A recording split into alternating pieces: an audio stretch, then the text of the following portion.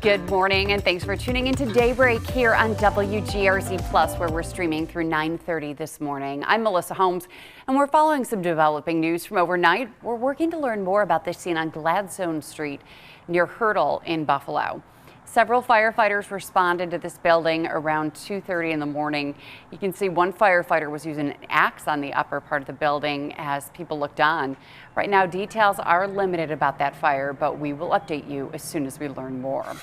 And the Skyway is back open after a semi tipped over, blocking the exit ramp from the inbound Skyway to the 190 North. This was the scene around 10 o'clock yesterday morning. And the ramp was closed for hours. You can see the fully loaded truck was on its side with the light standard through the cab. State police tell us that speed likely played a part in the crash. Fortunately, the driver's injuries were minor. A man is recovering after what police are calling a targeted shooting. Officers say around 6:30 yesterday morning, the victim walked into Buffalo General, shot in the back. Buffalo police detectives say they found a scene at a Hudson Street home. Anyone with information is urged to contact the Buffalo Police Department. A motorcycle driver is dead following this crash in Niagara County yesterday afternoon. Sheriff's deputies were called to the intersection of Youngstown, Wilson, and Dickersonville roads in the town of Porter. The motorcyclist was trying to pass a pickup truck when the sheriff's office says the truck started to turn left onto Dickersonville Road. The motorcycle driver apparently hit the truck's driver's side door. EMS was not able to save his life. The crash is still under investigation. The families of two murder victims are getting justice after rulings from the Erie County DA's office yesterday. First, a judge has sentenced 29-year-old Denzel May to 18 years in prison for a deadly shooting in Buffalo's Elmwood Village. Prosecutors say that in October of 2024, May shot and killed 52-year-old Howard Shelton on Potomac near Ashland. May pled guilty to first-degree manslaughter just before his trial was set to begin in July. A Tonawanda man is facing 25 years in prison for killing a man inside his own home in Cheektowaga. Joseph Saraceno pleaded guilty to one count of manslaughter before a state Supreme Court justice yesterday. Back in September of 2024, police responded to a home on Cayuga Avenue in Cheektowaga. They found Scott Balanca, who lived in the home, dead from a gunshot wound near the entrance. Investigators later determined Saraceno stabbed Balanca and shot him with a shotgun. Saraceno faces a maximum of 25 years in prison, and he is scheduled to be sentenced in early June. The town of Amherst honored a volunteer fire captain from the Gettsville Fire Company last night for saving lives during a fire back in March. Captain Chris Kaplowitz rescued 3 people from inside a home on Radcliffe Drive after it went up in flames. Unfortunately, one of those victims did not survive, but the 2 others have recovered. And last night, the captain received a special proclamation in front of his family for his heroic actions. It's hard to explain. Like, I didn't expect any of this. I just do my job, I feel like, and I was proud. It makes me proud that they are proud of me, you know, to come and to be here with me. For me, it's been like through my whole family growing up. My dad was a firefighter, my brother was a chief, you know, it's in our blood. It's what we do, and I love it. Captain Kaplowitz also said that following the ceremony, he would be right back responding to those calls as a volunteer firefighter. Congratulations to him. Well, a new era for Section 6 high school football will begin this fall with a new deal in place to host championship games at the home of the Bulls and not the Bills this year. Certainly a disappointment for high school players and coaches who hoped to play in the new Bills Stadium. We now know that those games will be played November 12th and 13th at Broadview Stadium on UB's North Campus, formerly UB Stadium. The games had been held at the Bills Stadium since the first Section 6 championship game in 1979. The deal for UB to host the Section 6 championships is for 1 year, but it could be extended. It's going to be exciting football, as we all know, and when people made the trek down to Highmark, they saw some great games. So we're going to bring the excitement back here, but also, as I mentioned earlier, just the opportunity. They're going to bring their fans, they're going to bring their students, they're going to bring family members, they're going to bring prospective students to this university. So it gives our university a great opportunity to host these folks as they come in, and have these people also thinking about, hey, UB could be a right fit for us. Section 6 says event logistics will be announced in the coming months. Buffalo's proposed budget remains under review, and Comptroller Barbara Miller-Williams is offering her analysis to the public tomorrow at 5:30 at the Central Library. Miller-Williams says Mayor Sean Ryan's nearly $681 million budget plan appears balanced, but relies heavily on one-time revenues like property sales and state aid. Her office is conducting a deeper analysis, and the Buffalo Common Council has until May 26th to review, amend, and approve the budget.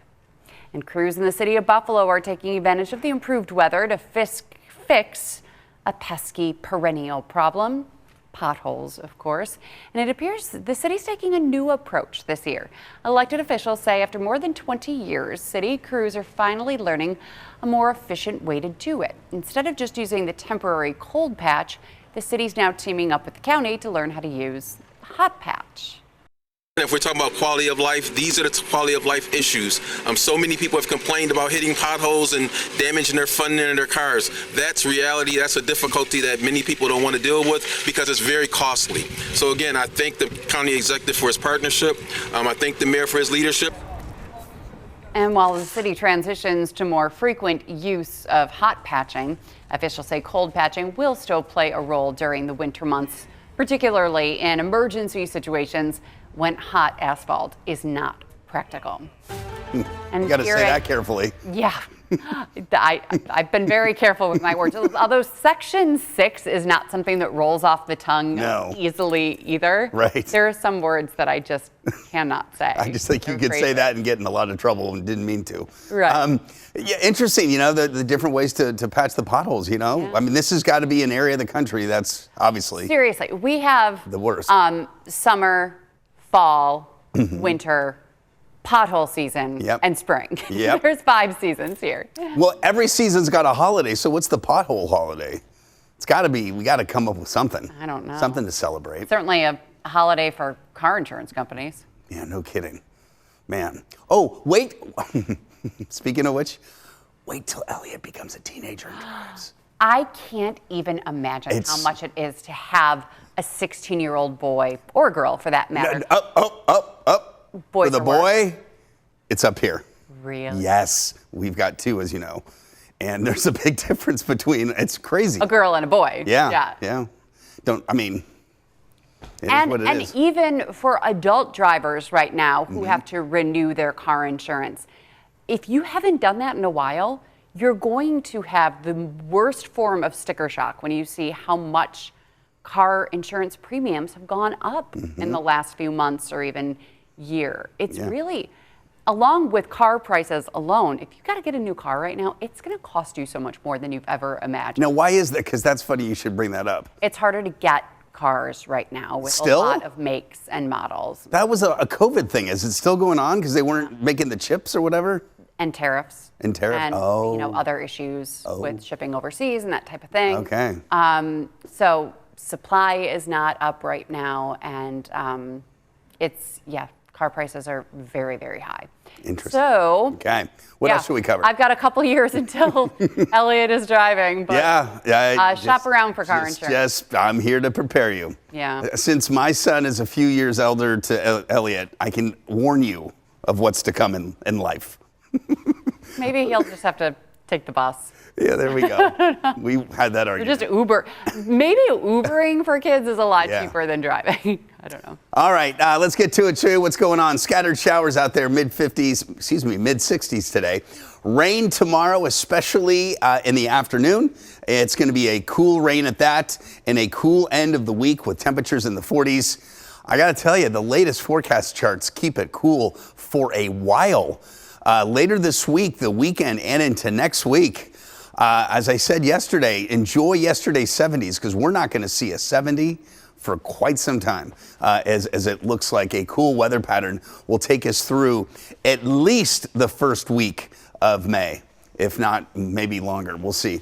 All right, some light rain showers are moving through right now. We'll see a few hours of that. It doesn't look terribly heavy, but certainly more to come as another wave of low pressure will ride up into western New York tomorrow, spreading a better swath of rain, or I should say a higher chance of steady rain, and maybe enough to cause some creek rises and certainly ponding on roadways. That'll be tomorrow. Future look shows the showers this morning passing off to the east. A small chance this afternoon. I think it should be all in all fairly pleasant down there along at Canal Side for the pre-Sabres festivities and during the watch party, of course. And then there's the rain for tomorrow. Kind of glad that the game is tonight and not tomorrow night. Even though the rain should be done by tomorrow night, it's certainly going to be really soggy around there because of Wednesday's rain. Temperatures today in the 60s. Tomorrow in the 50s with the cool rain, and then we're in the 40s Thursday, Friday, and through the weekend. Here are the rainfall totals we're expecting through tomorrow night. Many areas at or even over an inch of rain, and this cool blast of air settles upon us this weekend, and then there's reinforcing shots into next week. So it's going to stay on the cool side. By the way, it's breezy today as well, but the winds should be relaxing. Scattered showers today. Winds this morning, especially in the Fredonia area towards Ripley, right along the thruway. We're gusting to over 40, 45 miles an hour. Anyway, we've got shower chances, small at that, but still Thursday and Friday, there could be a few showers with the cool air coming through, and then mainly dry weather for the weekend. And into next week, it's going to be in the 50s, at least through Cinco de Mayo, Melissa.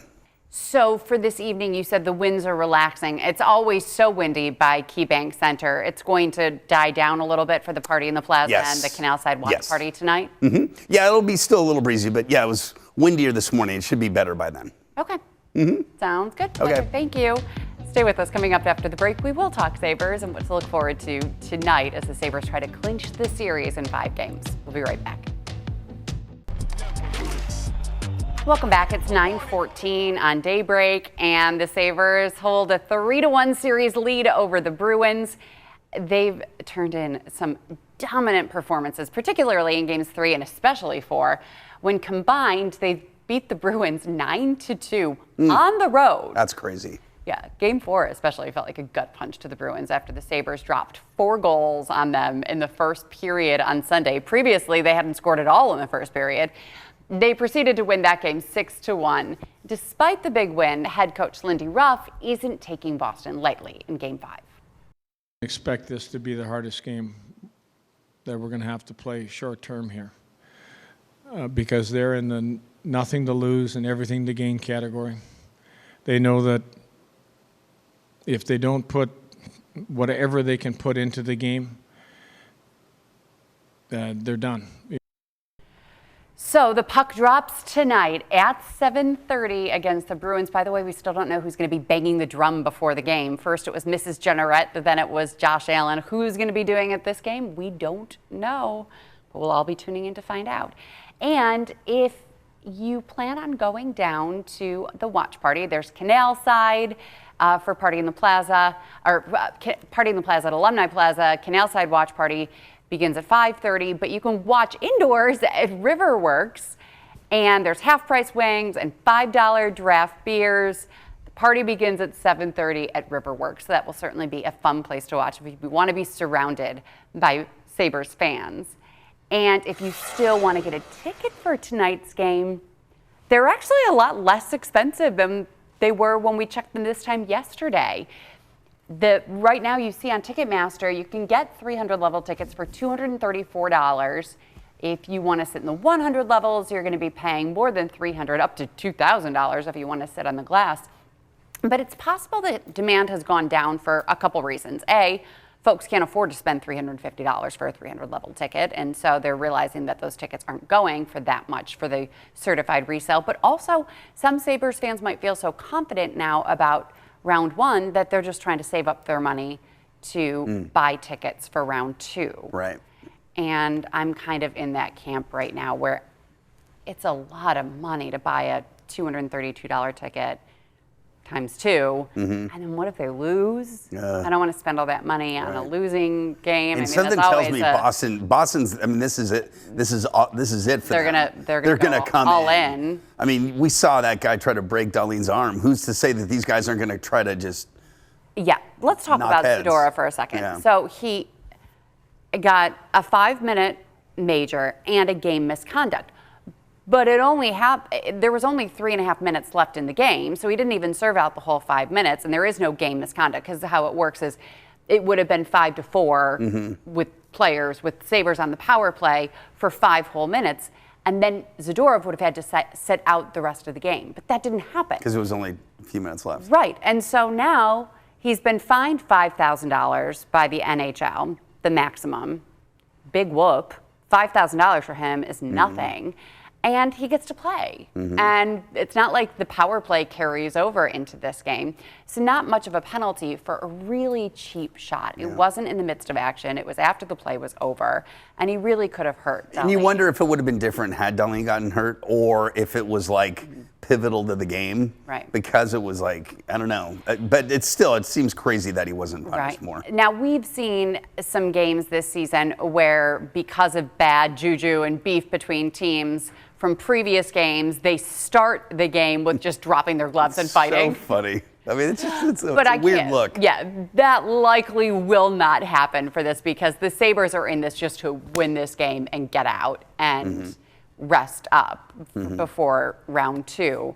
And the Bruins also just want to win. They don't want to fight. But I mean, I think you can't. I mean, like Coach said, let's just say you lose this game, then you got to go to Boston again, and I know they have a great home record, and then all of a sudden, I think this is going to be a tough game, but it is going to be tough. Yeah, but the Sabres have also showed that they're good on the road. They're very good on the road, and good at home too. But yeah, I don't know. This is a little nerve-wracking. It is a little nerve-wracking.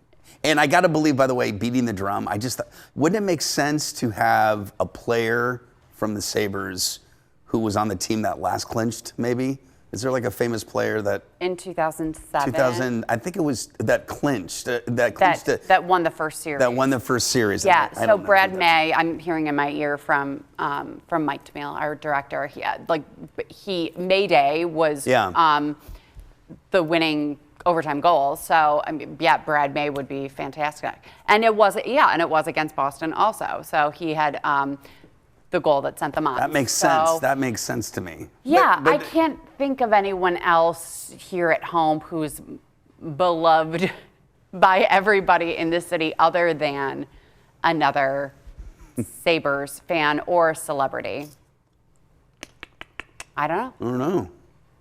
Like Bill Fichtner, as we were talking about. Bill Fichtner, he'd do it. He loves the Sabres. Yes, he loves the Sabres. Chad Michael Murray has come into town a bunch. John Beard. John Beard. I'm just trying to think of people that... You put we love John Beard on Daybreak, but I wouldn't put him up with Bill Fichtner. Back to John Michael, what's his name? Chad Michael Murray. He was in which show? One Tree Hill. One Tree. So I think, and that was with Bush, what's her name? The actress that was in that show. I just think that's a show that I missed. Was that a big show when you're... It was for my generation. Okay. No, I was... But even I didn't really watch it. I was more of like a Sophia Dawson's Bush. Creek. Sophia Bush is an actress that was in that. Dawson's Creek. I was more into that show. You were probably more 90210 in Melrose Place. Melrose Place. For sure. Well, it was on a Monday. You had Monday Night Football, because on the West Coast, Monday Night Football airs earlier. Right. And then it was Melrose Place. Patrick, I could just imagine you and your frat house going from football to, okay, it's Melrose Place time. Well, it was after college, but all the guys would get together and we'd turn in the beer and get a glass of Chablis. Heather Locklear? No. And Marsha Cross and Grant, the guy who's in the pit, the Laquetta, the blonde, the Not wonderful Anthony Edwards? in the show.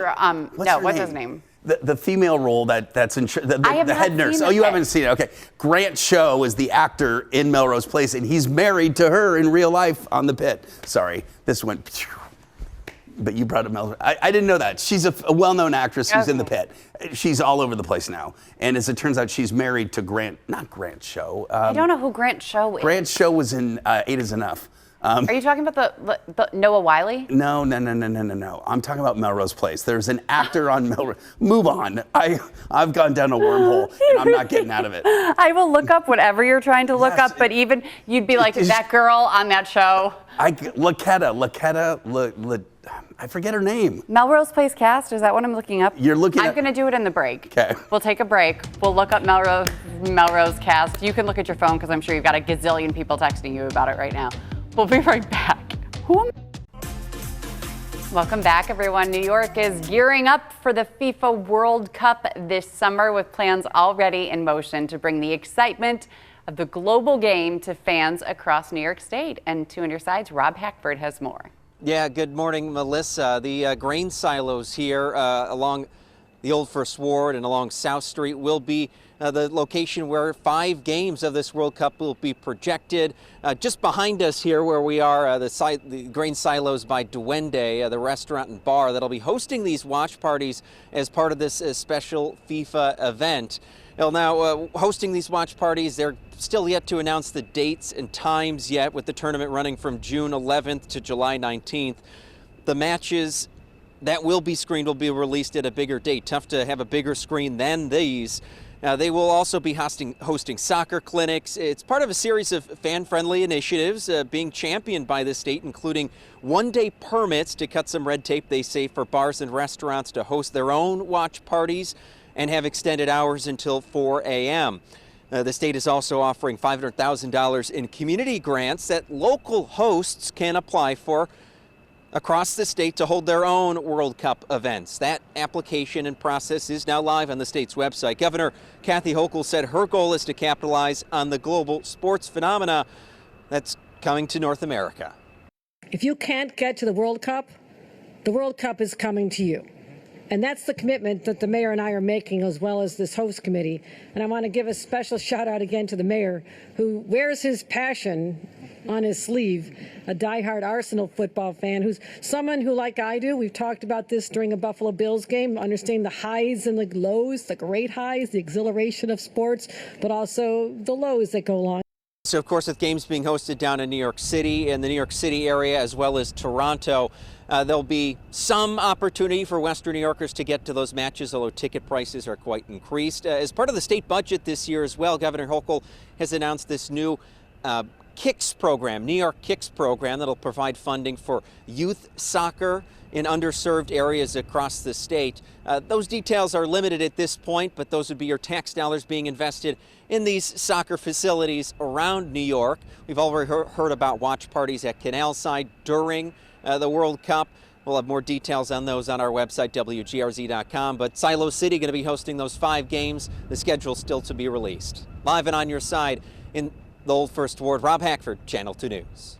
Rob, thanks. That is really fun to be able to watch the World Cup games outside at Silo City. And I wonder if maybe they'll try it out for a next round of a Sabres game. Just, you know, you don't want competing outdoor watch parties, but maybe you do. I mean, Silo City is a privately run company area entertainment site. So it'd be cool to see what that looks like out on the silos, to sit outside and watch that. But the World Cup, a big deal. If you're not a soccer fan, you probably don't realize how big of a deal this is. Worldwide. Yeah, and a little behind the scenes as a reporter or journalist, and also photographers here at Channel 2 and throughout the country, we had to apply for media passes months ago to get approved in order to cover it. And so our station here wants a lot of us to have that media pass in order to go up to Toronto to cover it, or also possibly to go to New York City. But it'll be great to be able to just cross the border, take the train if you don't want to drive all the way into Toronto to witness it in person as well. Or We're covering it as a station? It's a big deal. So yeah, host sites include Toronto and Vancouver, Guadalajara, Mexico City and Monterrey, and then Atlanta, Boston, Dallas, Houston, Kansas City, Los Angeles, Miami, New York, Philadelphia, Seattle, and San Francisco Bay. All right. Have you figured out your Melrose Catherine Place? Lanassa, who's in the pit, is married to Grant Show, who was one of the main characters on Melrose Place. So 2 Melrose Place characters married each other? No. Catherine Lanassa has nothing to do with Melrose Place, except that she's married to a former star of that show. But Catherine Lanassa is currently in a popular show called The Pit, and when they were interviewing her recently, they talked about who she's married to, and those in my generation, they heard Melrose Place, they're like, no way. Oh. And so that's how that I need to watch The Pit. You're constantly talking about it. Oh, it's such a great show. And I do like Noah Wyle. It is such a great show. I had zero interest in it, honestly. When I heard about it, I'm like, I'm just not really into the medical drama thing. And I loved ER though. When I never was a big, anyway, I was hooked. Interesting. Both seasons, and then season 3, I heard, starts filming this summer. Oh, and I'm hearing in my ear that The Pit is much more graphic than ER. It's... Don't watch it at dinner time. Let's just say you see it all. And I mean it all. Okay. But leave it at that. Leave your imagination. It's very graphic. All right, on that happy note, have a wonderful day, everyone. Go Sabres. We will have all of your coverage with our sports team, our reporters, and everything else tomorrow morning from 4:30 to 9:30 here on Daybreak.